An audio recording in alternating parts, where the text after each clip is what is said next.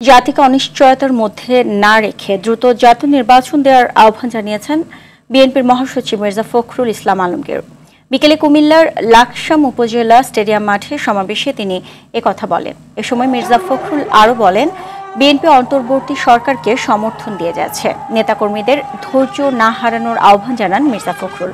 বলেন, শেখ হাসিনা অবৈধভাবে ক্ষমতায় থাকতে গিয়ে দেশের সকল সেক্টরকে ধ্বংস করেছে। বিএনপির ৬০ লাখ নেতাকর্মীর বিরুদ্ধে মিথ্যা মামলা দায়ের করেছে। তাই দেশের সর্বস্তরের মানুষ ঐক্যবদ্ধ হয়ে ফ্যাসিবাদ মুক্ত করেছে।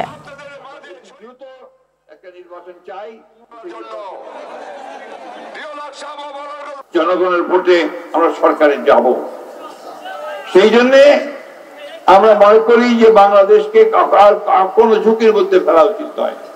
সেই জন্যই বাংলাদেশকে এখন একটা নির্বাচনের মধ্য দিয়ে একটা স্থিতিশীল অবস্থা সৃষ্টি করা প্রয়োজন।